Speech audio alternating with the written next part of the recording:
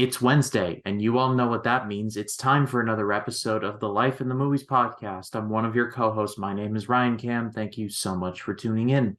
This week, well, Jacob's back from the Forest Primeval. We're going to be ranking the Mission Impossible movies. We're slightly behind on that, but it's going to be a lot of fun. I'm looking forward to hearing his ranking, and I hope he's looking forward to talking about mine. But then we're also going to be covering the wackiness that is Iron Fist Season 1, Episode 9. But first, do I have to introduce, like I said, from the Forest Primeval, my co-host, Jacob Martin. Jacob, how was the camping trip? The camping trip was really good. Great hanging out with family. We had some extended family come in from two different sides of the family that visited. Did some kayaking. We had some great food. All around, it was a real good time. Now, did you actually go to like a campground, or did you like tent, fire, campfire, like an actual in the forest joint? Oh no, we went to a campground. Okay. Yeah, Well, it yeah, sounds like fun. yeah. It is fun. I enjoy doing that stuff. Well, How since you was were in your the week? How's forest, your week been, Ryan? my week was good. Caught up on, well, while you were in the forest, there was a little thing called Barbenheimer that we all just couldn't avoid. Uh, I'm gonna be talking about it. I guess I'm gonna be talking about it in the what we've been watching lately. But I have seen Oppenheimer twice, and I'll talk more about that in a minute. But I guess as good a place as any. No, you've been on vacation, but have you seen anything you want to talk about? I haven't seen too much since camping trip because we didn't have a TV with us. Obviously, before we went camping, we did the watch party on the Dark Knight with Matt Wyatt. That was a lot of fun. Greatly enjoyed that. I rewatched Glass Onion in preparation for a live stream that I did last. Actually, it was 2 weekends ago now when I did the reacting to the hot takes with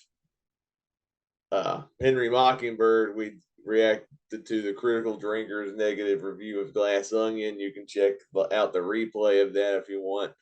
Even though his review was negative, I'm still very positive on Glass Onion. I don't think it's near as good as Knives Out, but I still think it's a fun follow up. Has some good twists and turns. The cast in the film is excellent, especially Daniel Craig as Benoit Blanc. And I really hope we get more mysteries with this character directed by Ryan Johnson. And also, we're recording this on a Monday. As we're recording, I had just gotten out of the theater from seeing Mission Impossible Dead Reckoning Part 1. You'll find out more of my thoughts on it when we get to the ranking, but let's just say it's another amazing film in the franchise. Yeah, I don't want to go too deep into it because I mean we will be the main event of the evening will be us ranking these movies. But yeah, I mean it was spectacular. But if that's all for you, I've actually got quite a bit that I've been watching lately over the past couple of weeks. So, along with my classic Disney watch along, I started kind of unofficially watching all the movies that I can find from 2010 and kind of broadening my knowledge of the 2010s because that was really when I started like watching movies seriously, if that's what Jacob, you and I do, like watching I movies guess. seriously.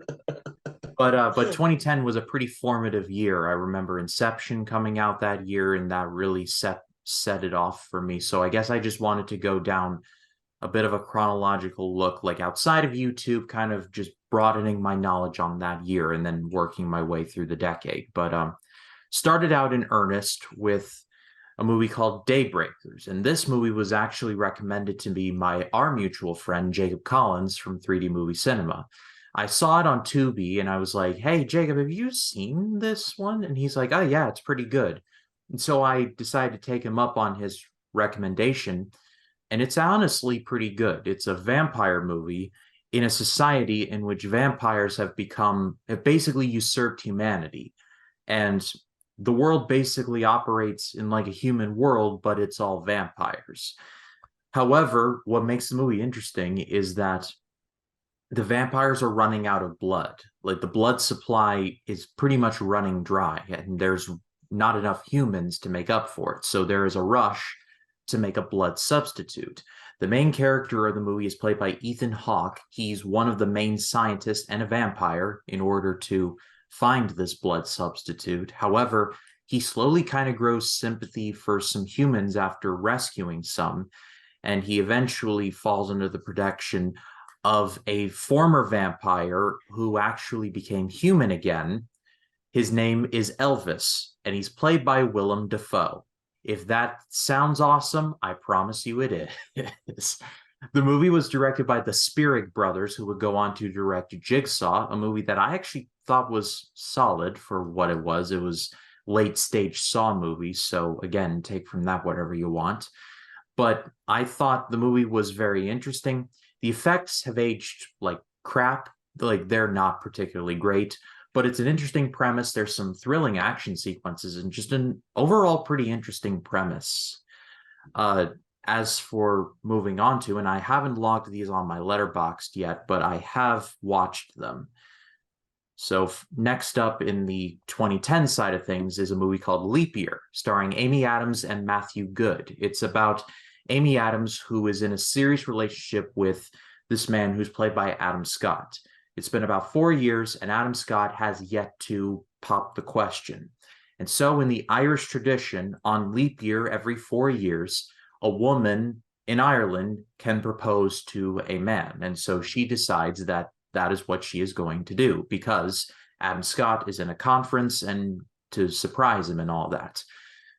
The movie is kind of like a romantic comedy version of Planes, Trains, and Automobiles because as soon as she lands in Ireland, everything goes wrong. And she eventually has to rely on the services of this innkeeper, played by Matthew Good, who pretty much busts her chops every chance he gets. And the two, slowly but surely over time, start to fall in love with each other. There's some stuff in here that I just thought was really kind of weird and kind of mean-spirited. But overall, I kind of got a soft spot for it. I don't think it's perfect, and definitely you can kind of understand where the movie's going at a certain point, but I thought it was charming in parts.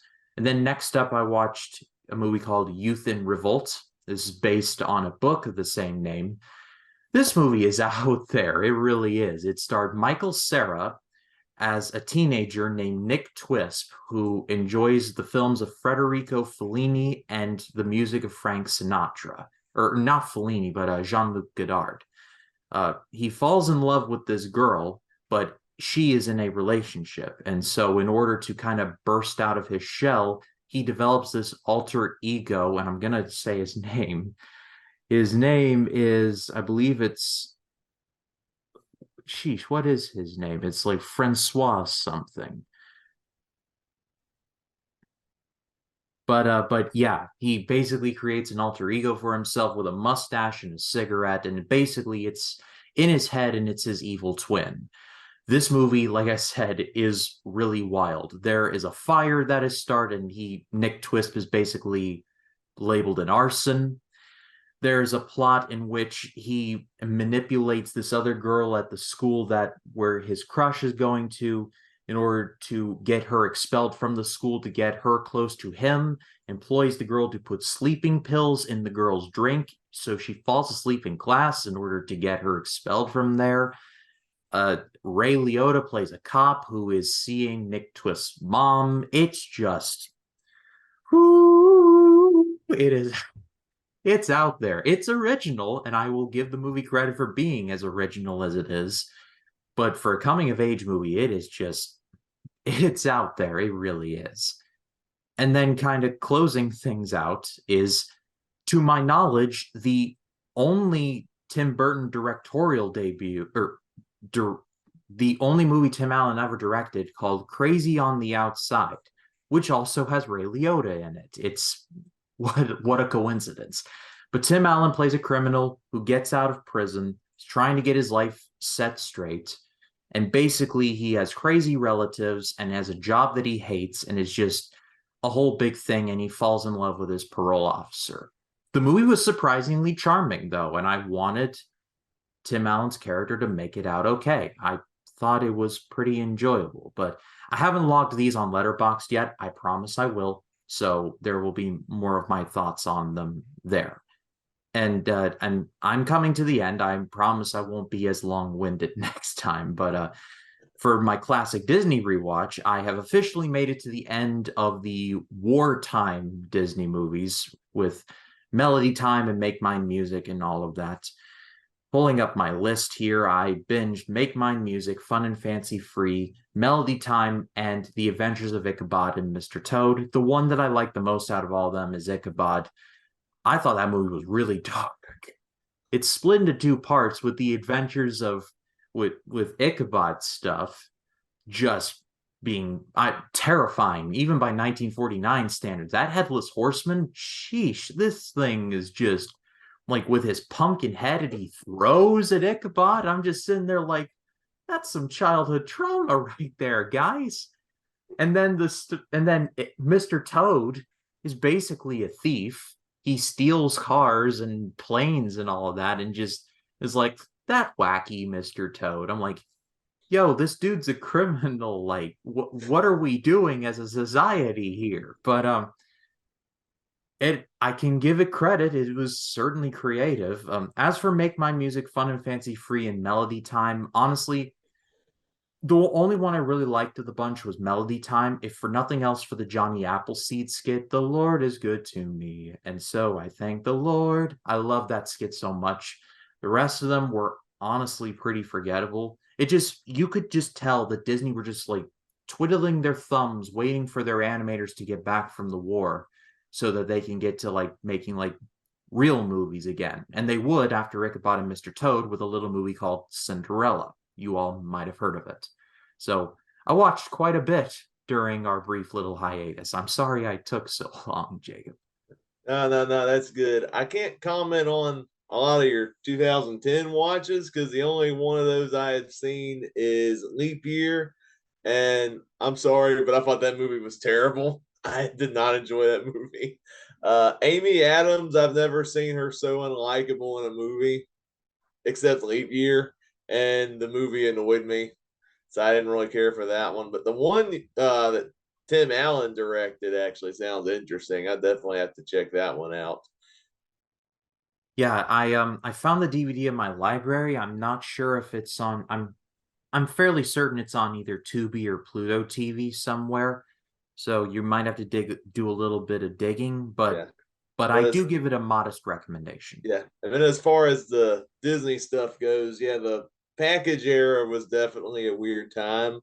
But I think there were still some hidden gems in that era, as inconsistent and really weird some of those projects got. But at the end of the day, I'm glad you really got into Ichabod and Mr. Toad. What's funny for me, you talked about how scary the headless horseman scene is. That didn't mess me up as a kid, strangely. Like, yeah, you got the pumpkin flying out at Ichabod's face at the end, but I don't know, just for some reason, most of that time, because most of the chase was played for laughs. So to me, it was kind of a good mix between intense and really funny. I was laughing at a lot of that as a kid. I still get a chuckle out of it to this day. I think it's a great wrap up to the movie. Yeah, and having Bing Crosby as the narrator certainly helps things. I thought his addition was actually pretty good. I'm a big fan of his, so that certainly helps. Yeah.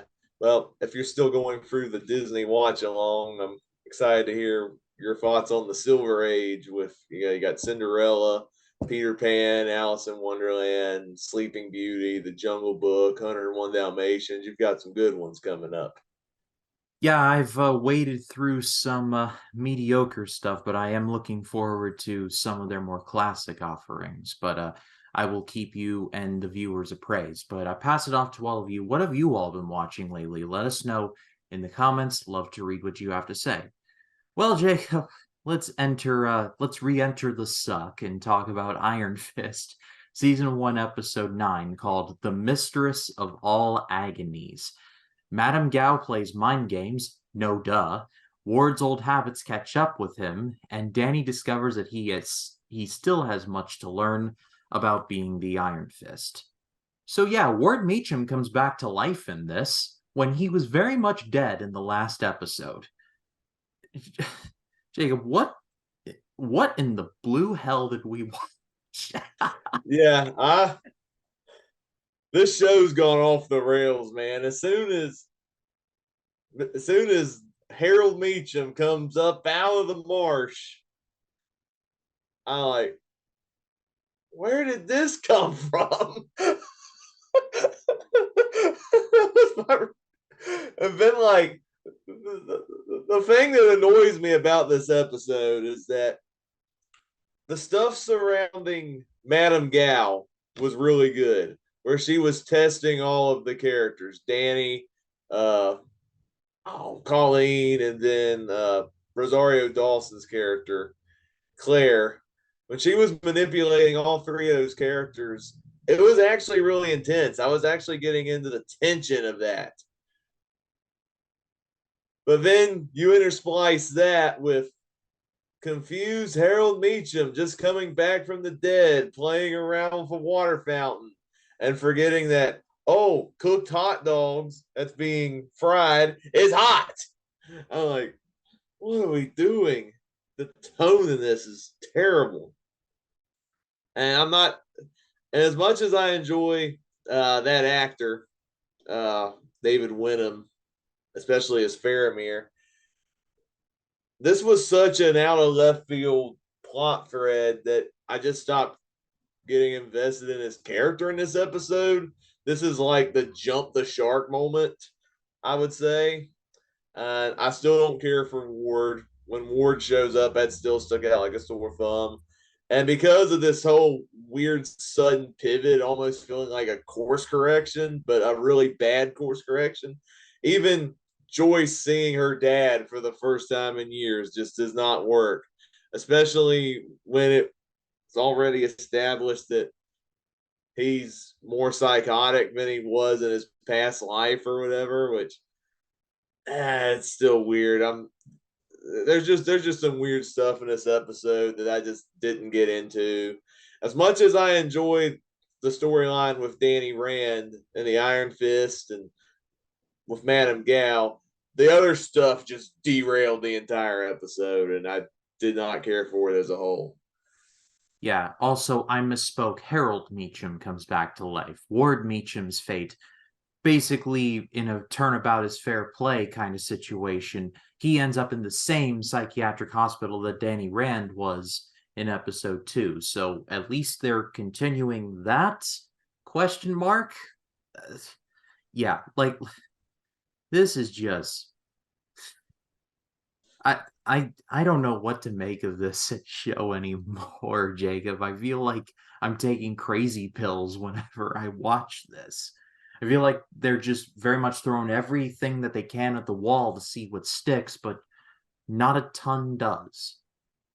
Yeah, there's a lot that they're trying to do in this show, but it's not working out. And what doesn't help is that half of these characters I do not give two craps about. Like, I don't care about Ward. I don't care about his sister. I don't care about their dad anymore, especially now he's now back and he's like this very psychotic version of him. I'm like, no, that stuff is very much a distraction from the interesting stuff that the show has to offer with the Iron Fist and Madame Gal and even the Hand. I'm really intrigued about her and the Hand and what Danny's father had to do with it. There's some intriguing stuff, and it feels like a soap opera. They're setting up some intriguing stuff, but there's a lot of like nonsensical crap that's like taking away from what could be a really awesome show. So, yeah, this was not a good episode.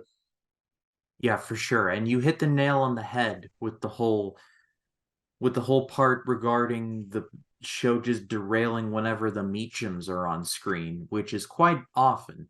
I feel like Danny Rand has the potential to be a very interesting character, but it just the Meachums just are there, and I'm just like, go away, please Yeah, leave. yeah, And they had. Oh, it go ahead. it doesn't really help things either that this show feels like kind of a diet version of Arrow. They even have their own sort of kind of Lazarus pit, which was in the Arrow TV show, if my memory serves me right, and I believe that it does. So not only do you have the main protagonist being of the son of a rich family, presumed dead only to come back to life older and wiser. But then you have the very thing that basically brings people back to life. So if it's a coincidence, it's a scary one. Yeah, again, I've not seen Arrow, so I can't really make the comparison, but it's very frustrating. It really is. That there's some potential in this show, and I feel like with the Meachums, they had kind of a purpose earlier on in the season, but now it's to the point where like their purpose was settled once Danny took on the company. Now they're just like unneeded filler, and I don't really care about their lives after this. So it's not good. Yeah, we're only 3 episodes left though, so the only way out is through. That's all that I will say. But I pass it off to all of you. What did you think? Iron Fist season 1 episode 9? Let us know in the comments. I can't wait for this season to be over so we can get to the Defenders. But Jacob, let's get into the main event for the evening. Our mission, should we choose to accept it, it is time to rank the Mission Impossible movies. And kind of similar to what we did with our Indiana Jones ranking, gonna go 7, 7, 6, 6, 5, 5, so on, so forth. So Jacob, fire away. What is your least favorite Mission Impossible film? I think I know what it is. It's Yeah, two. yeah, you predicted well. At the very bottom at number 7 is Mission Impossible 2. This is not a bad movie per se. I think any movie directed by John Woo has some entertainment value to it. And I gotta be honest, whenever the John Woo action is on display, this movie is a lot of fun, especially in the second half of the movie where the action does pick up and you have amazing John Woo action with like the pistols pointed sideways and the slow mo shots, and you got the doves flying in the background. There's an awesome motorcycle chase in there. I love Hans Zimmer's Rockfield score, and even some of the ridiculous moments like the chicken match on the motorcycles and they jump off and run in, crash into each other. That stuff is fun. That stuff is awesome. I enjoyed that aspect about the movie. But the story around the action does not work. There's a romance that's set up with Tom Cruise and then Fandy Newton, which does not work in the slightest. I do not buy the chemistry of these two actors. Uh, that element, which is a big focus and a big crux in the second half, just rings hollow for me. And then you have a villain that was like the former lover of Fandy's character, and there's kind of a sort of almost love triangle, and just that doesn't work. The pacing is really off in the first act. It's very boring to watch at times, but the John Woo action in this movie is what really delivers. I think if the story was able to match the action, I think this would be a better received Mission Impossible movie. But all the other Mission Impossible movies are so good. This one had to be in last place, mainly because of all the films in the franchise. This one had the weakest story, and it's just not that good aside from the action. Yeah, it's my least favorite of the series as well. It is my number 7. But like you said, this is by no means a bad movie. It just so happens to be a very operatic and over the top movie, and it sticks out like a sore thumb, especially with where the series would go afterwards. Especially directly afterwards with number 3, but we'll get to that in just a minute. Yeah, this is a very fun movie. The Limp Bizkit cover of the Mission Impossible theme, Take a Look Around, is just a banger. I don't care if you all hate Limp Bizkit. I love that song to pieces.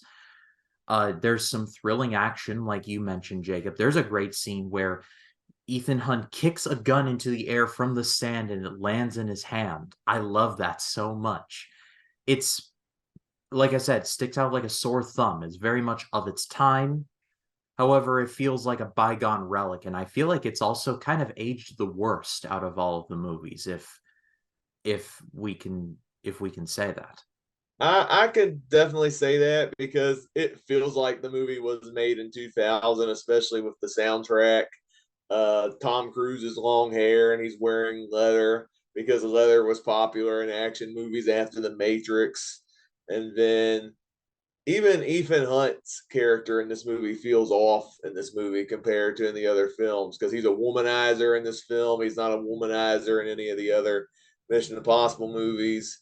And he's more of a daredevil in this movie compared to in the other Mission Impossible films, where yes, he does crazy stunts in the other films, but there's more of a vulnerable human side to his character in the other movies that pushes him over the limit. Whereas in this movie, he's just like, "Oh, I'm Ethan Hunt and I'm cool. I'm just rock climbing on my vacation for no reason." And yeah, his character is off in this one compared to in the other films, but yeah, the action's still pretty cool. Oh yeah, for sure, for sure. I mean, the movie was directed by John Woo, so of course it's going to look good. But what is your number six? At number six, I hate to put it this low because it's a really good movie, but I just prefer the other five films and this more. But at number six, I'm going to have to go with the original Mission Impossible from 1996, directed by Brian De Palma, who was an interesting choice to kick off the Mission Impossible franchise, considering where the franchise has gone now. This one does feel like an outlier as well because this is easily the least action packed of the Mission Impossible movies. This one relies more on old fashioned espionage and dialogue, and the suspense mainly comes from the actions of the characters more so than the thrilling action set pieces. It almost feels Hitchcockian in a lot of ways, and Brian De Palma is a big Hitchcock fan, and it some parts of the plot feels like Brian De Palma's own North by Northwest, which I do really like. It's fun seeing where the franchise got its start, looking back, and even some of the stuff that made the later movies work got its start from this movie. The Mission Impossible theme, introducing Ethan Hunt as a character. Ving Rhames also. The first time you see him as Luther Stickle, that was fun. And you have the Scooby Doo masks, which is a fun device that's made the Mission Impossible movies fun, and some of the other gadgets as well.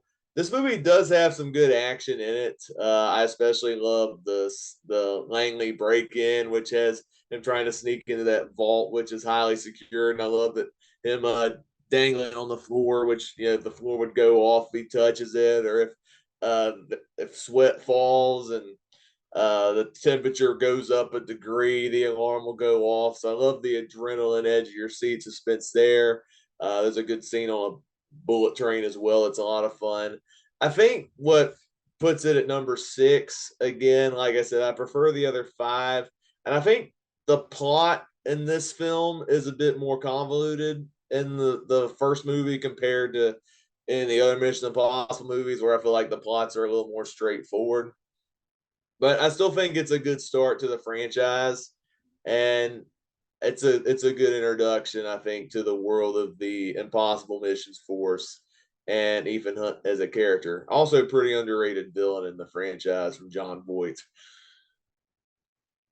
Yeah, that's a slight punt. We're in the neighborhood, but just close, and I'll talk more about that in a minute. But my number six, and again, I hate to put this movie this low, but because it is really good. However, it's important to keep in mind that it occupies kind of rarefied air. Like that's how good this series is, y'all. The bottom tier, you can look at the bottom tier and be like, yeah, those are still fun. So, like, I don't think there's an outright bad movie in this entire franchise, which is very impressive. It's kind of like John Wick in that regard. But for my number six, I'm going with Mission Impossible 3. And please keep in mind that I do not think this is a bad movie. Far from it. I think it has the best villain in the entire series, Obadiah Stane, played by Philip Seymour Hoffman. Rest in peace. He really brought something cerebral to these movies as this villain, Obadiah Stane. Or did I just call it? That's the freaking villain. Obadiah Stane is Jeff Bridges in Iron Man. Owen Davian. Like what a I'm getting my old white guys confused. Wow.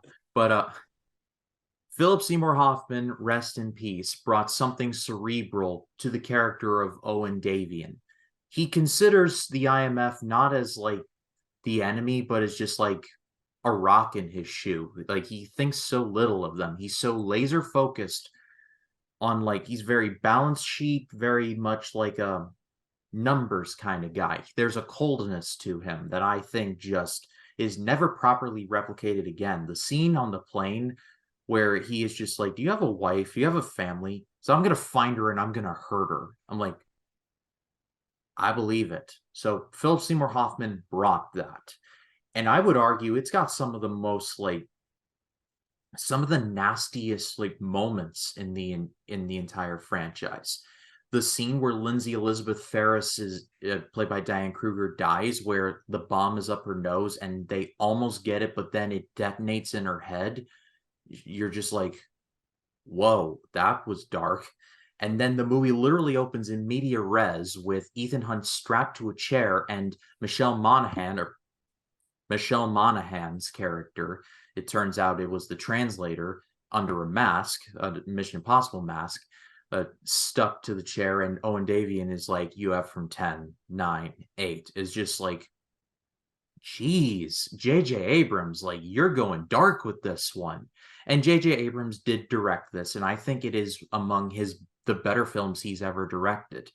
I feel like what lacks in this movie is the fact that in the later movies, there was such a commitment to making the stunts feel as real as possible. And there's a lot of noticeable CGI in this one, and not exactly in the best way possible.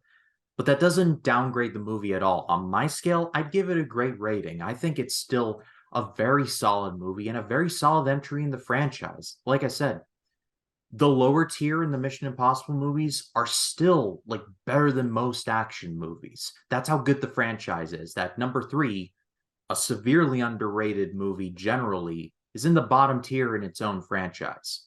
That really says something. Yeah, that is a really good movie, and I gotta stress, the woman with the bomb in her head is Carrie Russell, not Diane Kruger. Oh, geez, man. First Obadiah Stane. Now I'm getting my people confused. That's why you're here, Jacob, to make sure I get my names right. Yeah, yeah, Yeah, it's easy to do sometimes. yeah. Carrie Russell, a who actually knows J.J. Abrams quite a bit. She was the star of a TV show that J.J. Abrams created called Felicity. I don't know how many of you all knew that. Yeah. And she's worked with J.J. Abrams a couple times. She was even in Star Wars: The Rise of Skywalker as of recent. We never saw her face, but she was there. Yep, she was there, and uh, not in it as much, but still fun to see her in Star Wars. But going into my top five, number five for me is Mission Impossible 3, directed by J.J. Abrams. Ryan, I think you already summed up what I'm going to say about this movie, but I do think it is the most underrated film in the franchise.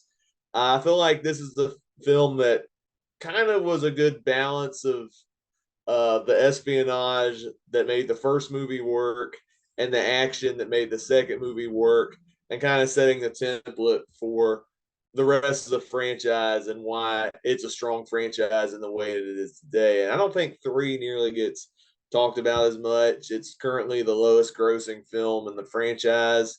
It came out during a time when people lost interest in Tom Cruise because he was jumping on Oprah's couch and doing other stuff that turned people off. But uh, watching the movie now, there's a great movie in here, and it's still a really enjoyable film in the franchise. Tom Cruise, people talk about the action performer side of Tom Cruise, but even in this I think I would argue this is one of some of the best acting Tom Cruise has done as Ethan Hunt. As we see a more personal side to Ethan Hunt as he's married, he has a wife, and he keeps getting called into these missions. And uh, even though they set up some kind of MacGuffin in this movie that's never fully explained what the ramifications are with the rabbit's foot, this is more of a personal stakes movie for Ethan Hunt. Like it's more about saving his wife more than saving the world. And there's some really it goes down some really intense paths because of that. Ryan, you brought up the opening, which is actually the climax of the movie. That interrogation scene, that torture scene, and the countdown, very intense stuff. Some great acting, especially from Cruise and Philip Seymour Hoffman, who, yeah, definitely one of the best, if not the best villain in the Mission Impossible franchise. There's still some good action in here. J.J. Abrams did a really good job directing the film. A little bit more in your face, a little bit grittier compared to some of the other directors, but he still did a really good job on this film. And again, some of the other films are better. I think some of the stakes in this film are a little bit lackluster in comparison to other Mission Impossible movies, but still a really good film, and it made my top five, so it's still a good movie. Yeah, no doubt. And for my number five, or was it my Yeah, turn or it's your what? yeah, it's your turn. You're number five. Oh, okay, very good. So for my number five, I'm going with the original Mission Impossible. And again, this is by no means a bad movie. Far from it. It is very good. The Langley scene still gives me anxiety. Just the fact that Cruz is like this in there. He cannot like the sweat scene, just great. Jean Reno has to literally keep him from falling onto the ground. There's a rat that comes into the air vent that Jean Reno has to kill and then hold on. It's like to Ethan. It's one of the best scenes in the entire franchise, and I will bet money on that. From the opening, from where we see John Voight's character Jim Phelps, to where the opening to where Ethan is basically betrayed and has to go on the lam, to finding Luther Stickle, who has been with the series pretty much since the beginning. You'll love to see that. To just every twist and turn. It's definitely the most twist heavy of all of these movies, I would argue. Um, I feel like the train sequence has not aged the best CGI wise, and you could just tell that it just has not held up the best. But overall, it's still a very daring sequence. I feel like I just barely over three, but overall, it's still a really good movie. But it's very much this movie walked so the other movies could run, like that kind of movie. Yeah, it's funny you talk about the train sequence in the first movie and how it was very CGI heavy. You contrast that now, we got Dead Reckoning Part One, which we'll get to that movie in a bit. And that movie also ends on a train sequence, but it had a lot more practical effects in it. And you can just tell just the sheer commitment that Tom Cruise has done just in seven movies in the span of um, say about almost 30 years, give or take, which is really impressive. Hang on, I'm gonna do the math. So Yeah, Dead first Reckoning one was came out 96, 2023. 27. Yeah, it was close to 30. Yeah, so when Dead Reckoning Part 2 comes out, depending on when that does happen, it'll be close to the 30-year anniversary. Yeah, But yeah, that'll be it's a nice exciting. it's a nice full circle moment, like you brought up, how a train sequence ended the first Mission Impossible movie and a train sequence ended the most recent one. I don't know if that was done on purpose or not, but it was certainly a nice full circle kind of gimmick. Yeah, for sure. But going into the top four, my number four, these next four movies are all my top tier. These are all amazing films in the Mission Impossible franchise. But my number four would have to be Rogue Nation. from 2015. The first one directed by Christopher McQuarrie, who is the only director in the franchise to have directed more than one movie. He's now 3 movies in now, and he and Tom Cruise have an incredible partnership, and I can't see that going away anytime soon. Rogue Nation does a great job of highlighting amazing action set pieces, like with all the Mission Impossible movies. This movie still has some incredible sequences, such as Tom Cruise dangling on the side of a plane. There's another sequence where he has to hold his breath underwater for more than 3 minutes. And talk about an anxiety inducing scene there. I don't think I could ever do that. I love, there's a really cool car chase with a really insane flip in the car that's really impressive, and crazy how you could survive something like that. The stunt work in these movies are incredible. But then my favorite set piece is the Opera House, which is definitely a more smaller scale of a set piece compared to the over the top action and other parts of the movie. But oh, I just love the sheer tension of that sequence. The use of music in that is amazing. The fight choreography is incredible, and the twists and turns on who's doing what and who's doing this and who's doing that is all incredible stuff.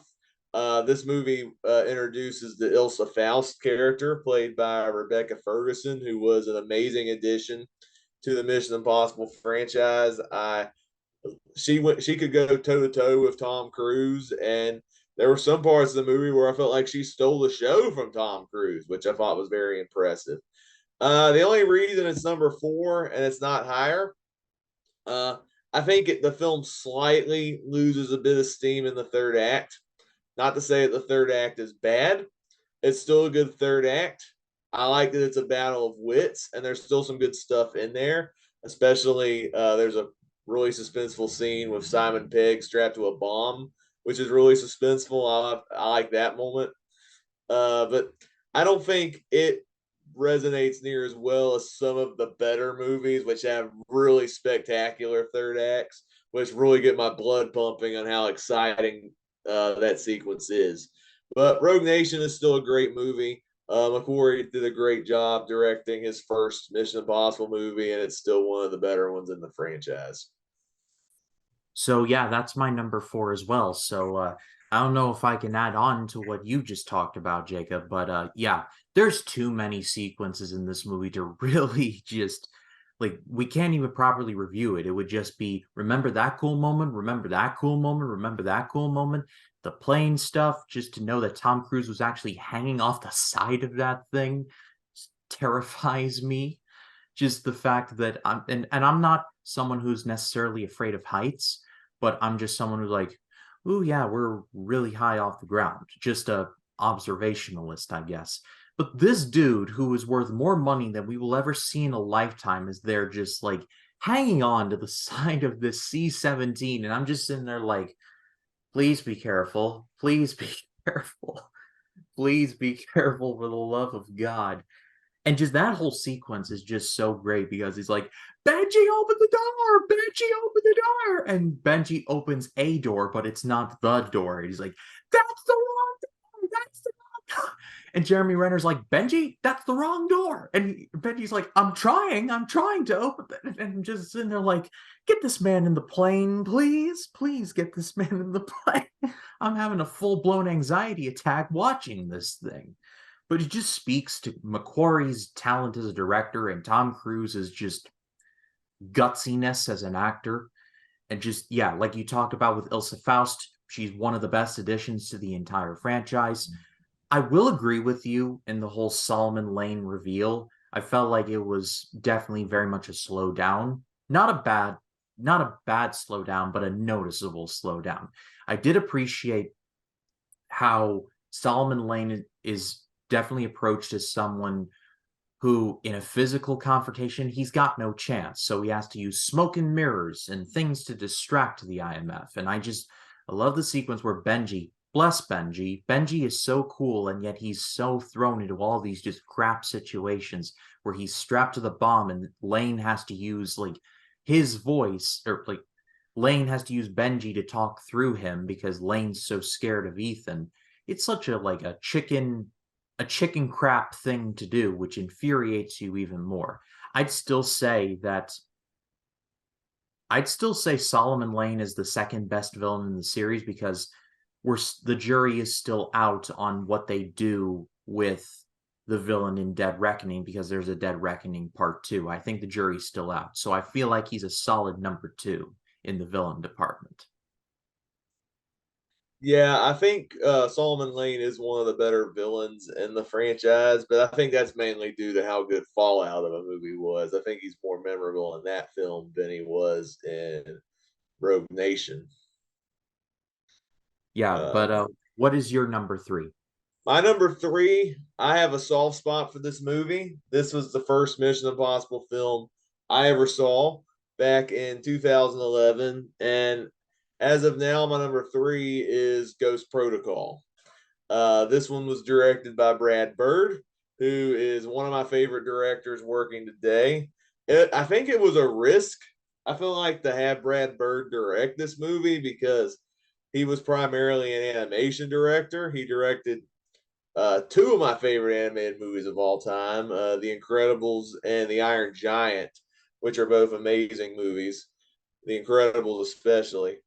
But when you watch the movie, it makes sense. His transition from animation to live action was so seamless, especially considering he did The Incredibles. I think he took what he did in that movie, implemented it so well into a live action medium, and I love the way he helmed and structured this movie. This movie is paced very well.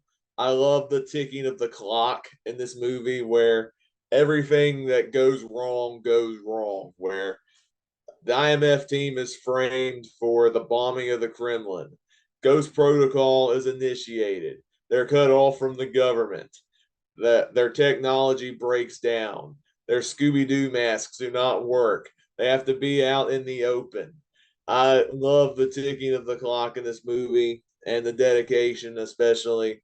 More so of a team effort in this movie, I feel like, because most of these movies are Ethan Hunt centric and the team are just supporting players. But this one is very centric on the IMF team as a whole. Ethan Hunt's still the leader, but you get to see like Simon Pegg in full swing, Paul Patton in full swing, Jeremy Renner has some awesome moments in this movie. And like I said, I love the action in here, especially everything in Dubai. That whole sequence is absolutely spectacular. Like the Burj Khalifa, Tom Cruise climbing up the building with technology that could go dead in a minute with the gloves. If it's blue, it sticks like glue. If it's red, it's dead. That's I mean, I don't have vertigo or anything, but the sequence makes you feel like you have vertigo because you're like, this stunt could go wrong at any time. Between that and him having to run down the side of the building and the rope is too short, that scene is especially crazy. But then you have the interrogating and the diamond exchange with the enemy and them doing it with no masks. The sandstorm sequence is a load of fun. This has some amazing action in general. The break in at the Kremlin is a load of fun. I like some of the physical comedy in that sequence. The prison breakout, the beginning is awesome with the Dean Martin song. And then even the finale with it's like a brawl in a parking garage is still pretty good. I will say the villain in this movie is very one note. I don't remember the character's name. I don't remember much about the character. He's a very one note villain, but I think the stakes are still high because of what's going on with the IMF team and what they have to accomplish in this movie to get their integrity back. So having a one note villain in there who still serves his purpose is still better than a movie with no stakes and not really any characters to latch onto. But I'm still a fan of Ghost Protocol, still one of the best in the franchise. I kind of wish Brad Bird directed another Mission Impossible film, but Christopher McQuarrie is doing an excellent job, so the franchise is still in good hands regardless. Yeah, well, if you all have followed me for any length of time, you all know my stance on Ghost Protocol. That is a punt. We'll talk more about that a little later. But for my number 3, I'm going with Mission Impossible Fallout. And Honestly, my top three in Mission Impossible, it could might as well be 1A, 1B, and 1C. I love all three of these movies wholeheartedly. They are my babies, if you will. But I love all three of these movies, but it's just a matter of it's like a matter of inches at this point. Fallout, I mean, it's just a remarkable achievement. The Halo jump sequence, just everything just looks so beautiful in this.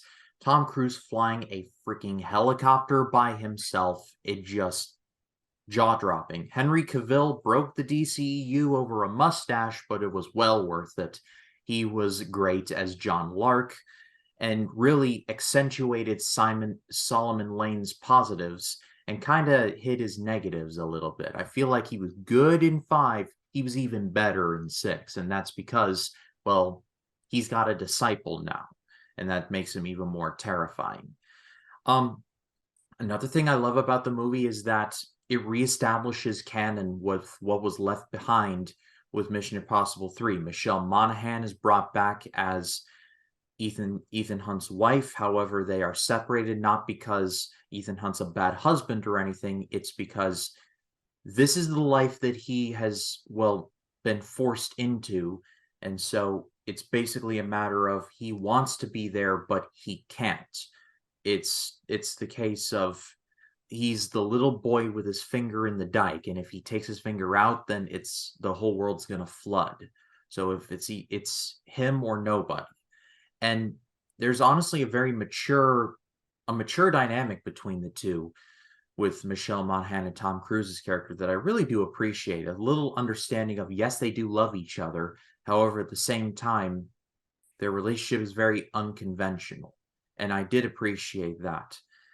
I feel like at a certain point, the movie feels kind of one speed, and that's why it is at number 3. However, when that one speed is as good as it is, it's really not really much of a complaint. Like I said, I feel like these movies could be 1A, 1B, and 1C. I love them wholeheartedly. It's just a matter of I feel like it gets a bit samey with Fallout at a certain point, but that is by no means a bad thing. It's still an amazing grade for me. It's one of the best of the franchise. Yep, you'll hear my thoughts on Fallout in just a minute. But diving into the top two, this was such a struggle because I love these two movies almost equally. It's hard to decide which one is my absolute favorite, but because I don't really want to feel like I'm doing recency bias, my number two is going to be Mission Impossible Dead Reckoning Part 1. Wow, that is an amazing movie. I had a blast seeing it in theaters just earlier today as of recording this. I thought the film was absolutely spectacular from beginning to end. The pre credits was a little slow. It took me a while to get into the story, but as soon as the credits start rolling and the plot is established, I was hooked from the airport all the way to the train. I thought the movie was absolutely amazing. Even the story going into a more technology based direction with AI being the front and center of it, which is definitely a hot topic discussion in reality. I still thought that was intriguing because that's something that we're dealing with in the real world and how they're addressing it in franchises for the most part kind of grounded, a little bit over the top, but still grounded like Mission Impossible. I still thought it was done very well. I thought this movie had one of the best villains in the Mission Impossible franchise with the Gabriel character. I won't dive into too much details because it's a very new release, but I enjoyed that character very much. Probably the most personal villain for Ethan Hunt since Philip Seymour Hoffman and number 3. And I really like the stuff that we learn about this character and how much that affects Ethan Hunt's character. And I think there was a really fascinating dynamic that I hope we get to see explored even further in part 2. The cast in the movie is still great. Tom Cruise still gives his A game. You got Rebecca Ferguson, who's awesome, Simon Pegg, Ving Rhames. The fact that Ving Rhames is the only actor who's been in every single Mission Impossible movie alongside Tom Cruise just shows how awesome of an actor he is to still be playing this character and be a really great supporting player for Ethan Hunt, even 7 movies in. I like the callbacks, especially to the first movie. Ethan Hunt does the magic trick gag at one part of the movie, which I thought was awesome. And we get the Kittredge character back, who we haven't seen since the first movie. And we get to see kind of that rivalry with him and Ethan Hunt at play once again, which I thought was still a load of fun to see. I love some of the newer additions to the cast. Carrie Elways was fun to see in a Mission Impossible movie. I'm gonna botch this actress's last name, but Palm Clementif, I think's how you say her name, who's also Mantis in the Guardians of the Galaxy movies. She plays a female assassin in the film. Was a lot of fun to watch. And then you got Haley Atwell, who is an amazing addition to this movie. I enjoyed her character Grace, this thief who gets caught into the world of IMF and gets in a little bit way over her head. I thought she was awesome in the film. She and Tom Cruise have good chemistry. I enjoyed seeing another new addition to the Mission Impossible franchise this late in the game, and I think she's got a great future for I think the rest of the franchise. How many more they end up making? The action in this movie is spectacular. This whole movie feels like a big 5 act structure. You got the pre-credit scene, which sets the stage. You got the airport. This really amazing car chase. Now, one of my favorite car chases in cinema history. Honestly, yeah, I would put it up there with the car chase in Bullet. Honestly, because it was that well done of a car chase, even as silly as it gets with Tom Cruise driving around in a little yellow car. I was still on the edge of my seat. It was highly entertaining, and I was getting into that. Then we go to the nightclub, which has some good suspense and some good fist fights, culminating in an amazing third act that's set on a real train, practical stunt work, very crazy stunt work in that movie. Characters fighting on top of a moving train, and then the train falling off a bridge, and characters having to climb on the train cars to get onto the next one before the train goes over. I mean, that was some real suspenseful stuff. You got the highly publicized motorcycle jump that Tom Cruise does. That was the most highly marketed thing in the movie, and even with it being so marketed, it still gave me goosebumps seeing that he actually did that, especially within the full context of the scene. Dead Reckoning Part 1 is an amazing movie. I can't put it at number one just yet. It might be my number one on rewatches. We'll have to see, but I still think it's a great movie. One of my absolute favorites in the franchise. The bars continue to be raised in each Mission Impossible movie, especially as far as how the action is pulled off. And I am really excited to see where they continue the story with part 2. I assure you I am not copying Jacob, but this is my second favorite of the franchise now as well, and I promise it is not recency bias. The more I've thought about this movie, the better it has gotten, and I think it really just like the whole thing that the villain of the movie is AI, that is a scary coincidence because of the whole strike that's going on, and not going to comment on it here, but I feel like it's just eerie how the villain in this movie is AI, and one of the concerns of the strike is AI. And this AI is just severely creepy in this movie. I think, Jacob, you brought some of it up, but kind of reminded me of the whole it's everywhere-ness of Sauron mixed with HAL 9000 from 2001: A Space Odyssey. It's an evil hybrid of those two. I especially love how it's not given a voice. The only time we quote hear it is when when this AI kind of takes Benji's voice and uses it to taunt Ethan which is the second time that Benji's voice has been used by someone else. Solomon Lane in Rogue Nation and in Dead Reckoning Part One. Yeah, Gabriel is another good one. You know, I feel like, and I don't know, maybe Jacob, you might have caught this or not. The analogy of the angel Gabriel being the messenger of God.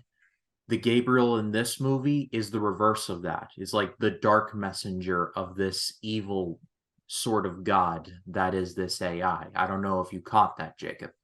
That is an interesting point. I didn't think of it when watching the movie, but yeah, that's a good pickup. But yeah, like you mentioned, there's not a dull moment in this entire movie. Haley Atwell just fits into this movie in this franchise like a glove. It's just she's just a great casting. There's so much variety in this movie. The chase in Rome with the yellow Fiat is so funny, but also so intense at the same time. It's so incredible. And just the train sequence at the end where you think it's not going to turn out well, but then it actually does, which I was pleasantly surprised at the ending of this. I thought they were going to go a little more darker with it, and I won't spoil anything, but I was feeling like they were going to go more Empire Strikes Back with it, but no, they surprisingly didn't. But it's setting up for a very interesting part two, and I am so looking forward to it. Yeah, Dead Reckoning Part One is outstanding. Yeah, I don't know when part two is going to come out. It was set for July 2024, but where the state of Hollywood is right now, the writers and actors are on strike, and most movie productions, especially from the big studios, shut down. Don't know how long the strikes are going to be. I don't know if the movie is going to reach its deadline or not, considering how dedicated Tom Cruise is to these movies and the stunt work and everything. So we'll just have to wait and see. But whenever it comes out, I'm excited to see the movie. Yeah, without a doubt. But that was my number two. Jacob, what is your number one? My number one Mission Impossible movie as of this episode, my favorite Mission Impossible movie is still Mission Impossible Fallout from 2018. I remember being absolutely blown away seeing this movie on the big screen. I feel like of all the Mission Impossible movies, not only is this one still the darkest of the Mission Impossible movies because of the high stakes that this movie has to offer, with its villains being literally called the Disciples, who go out and wreak havoc and spread terror and fear among the world. But even like the whole nuclear threats in this movie and causing a pandemic and destroying society and stuff. I think this is easily the most grounded out of all the Mission Impossible movies. And I feel like it makes it the most intense to watch. Yet it's still a very exciting entry in the franchise. I feel like this movie, I think, examines Ethan Hunt's character the best, about how he will do anything to protect his friends, even in the most compromising of situations. A mission goes wrong because Ethan Hunt at the beginning refuses to let Ving Rhames die. And that's just a big trickle effect throughout the remainder of the story. And I like that even though it seems like he is doing the most impossible task, he is always one step ahead of what everybody else seems to think he's at. And I just love how this movie just shows how smart and immaculate Ethan Hunt actually is. And I like the examination of that in this movie. Henry Cavill was an amazing addition to this movie. A great foil for Ethan Hunt. I like seeing the two butt heads in the film. Obviously, the action and Fallout is amazing. The Halo jump, like you already mentioned, Ryan. You have the helicopter sequence, which was incredible. That Tom Cruise actually learned how to fly a helicopter for this movie, and it was amazing to see. Even after watching Dead Reckoning, I think Fallout still has my favorite third act out of any of the Mission Impossible movies, especially with the helicopter sequence. You got some bomb defusing. You got Rebecca Ferguson trying to locate the Solomon Lane character, and Simon Pegg nearly being hung to death, which is pretty suspenseful there.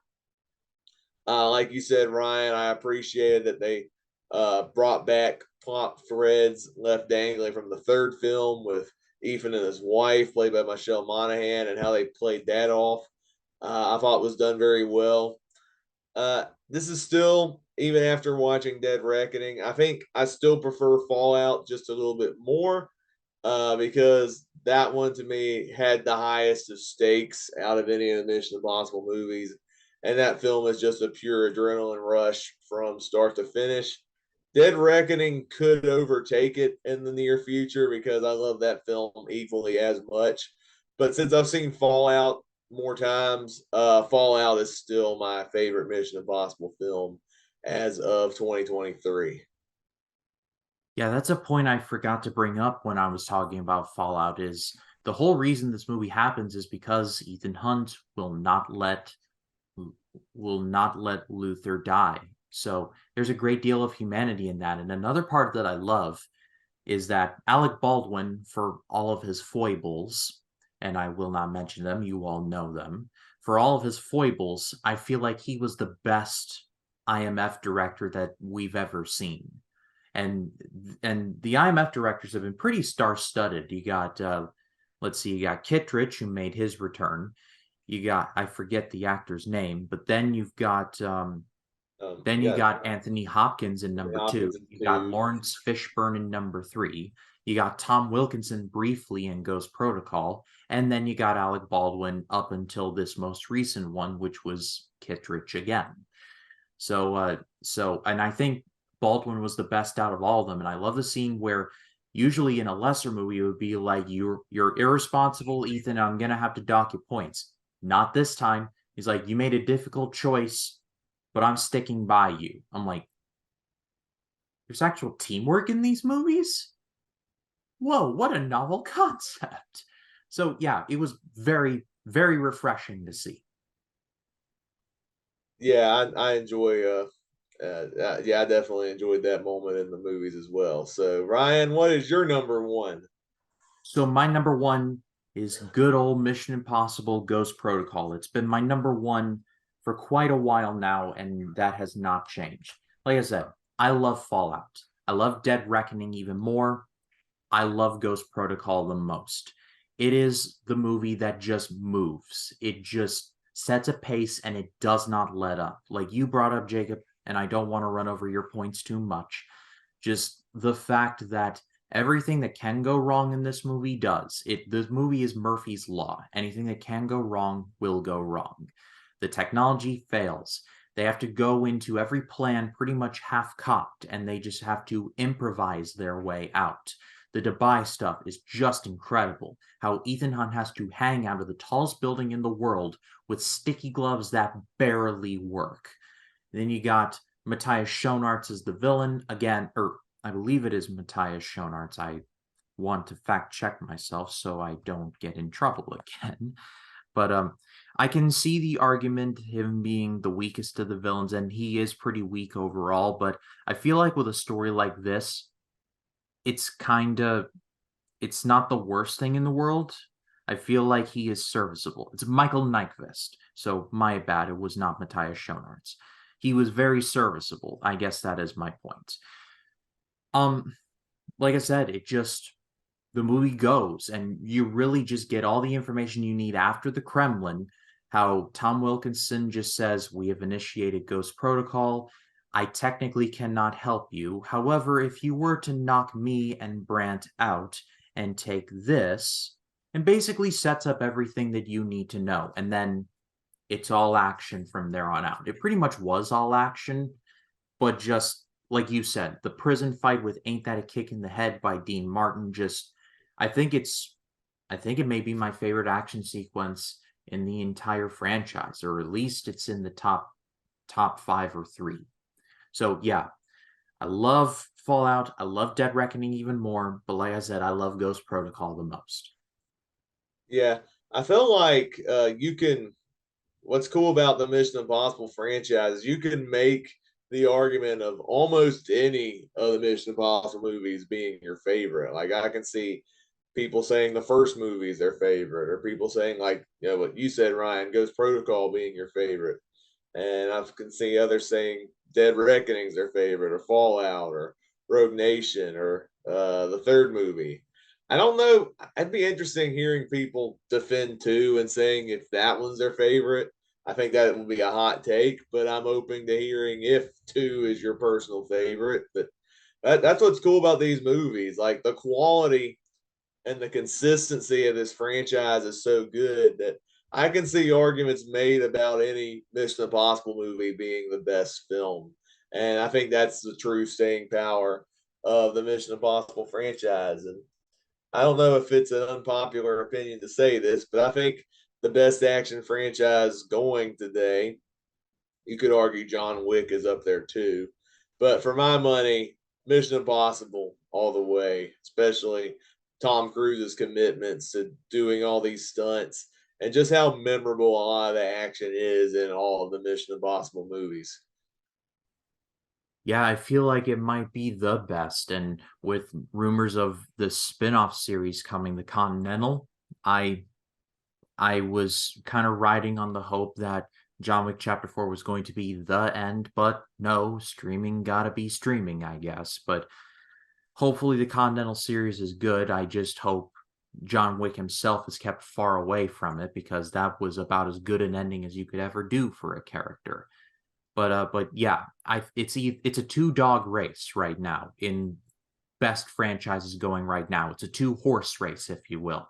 John Wick and Mission Impossible, and everyone else is just coming in third. Yeah, for sure. And we'll see what this next movie does and see if it continues that hot streak. Yeah, no doubt. But I pass it off to all of you. What is your favorite Mission Impossible movie? Let us know in the comments. Love to read what you have to say. And there is no wrong answer for this. I promise you, there are no wrong answers. All these movies are at least fun. So, whatever one is your favorite, there will be no judgment. Whatever your favorite is, we will go, yeah, that makes sense. So, Jacob, thank you so much as always. It is a privilege to do this with you every week. And just a heads up, I forgot to bring this up at the start of the episode, but next week, next Wednesday, it will be the first Wednesday of a new month, and that means we will be doing the August monthly preview, and we will be live. So the monthly previews are some of my favorite episodes to do for this podcast, and I look forward to doing that. But outside of that, Jacob, where can people find you? People can find me on Letterboxd, Twitter, and Facebook, and you can also subscribe to my YouTube channel, of course, where I do the movie reviews and all that fun stuff. Uh, as of this week, I just recently uploaded my first Alfred Hitchcock review in a while for the movie Shadow of a Doubt, which I did a collab on with GR from his channel Cinematic Tendency. And then later on this week, I will be uploading videos for. I'll probably upload my review of Indiana Jones and the Dial of Destiny this week, along with my review, my celebrating Disney review of Brother Bear 2. And that's just some of the ones, carryovers from my previous, what I've watched live stream that I re upload into standalone videos. So be on the lookout for that coming real soon. I might be on a I might be on a podcast later this week. A first time podcast from the afternoon tune. I think we're still setting that up, but if we're doing that, I'll let you know and on social media. But we might be talking about the Haunted Mansion movie coming out this weekend. But be on the lookout for any future stuff coming on the channel real soon. Yeah, everything you need to know about Jacob is linked in the description. Go give him a subscribe there. As for this channel, I've got my latest series in the works. I won't give it away right now, but let's just say it involves horror and it involves a certain tool that people use, especially in construction. Here's another clue. Do do do do do do do do do do do. And I'm sure Jacob has picked up on that, but that will be running throughout the month of August and September because there are so many of these movies. and there's another one coming out at the end of September. And this is as good a time as any to review them, especially because I've got Scary Mania coming out in October, so it's now or never. But looking forward to that. But but I but I thank you all so much for watching. For Jacob Martin, my name is Ryan Cam. We will see you in the next one. Y'all take care.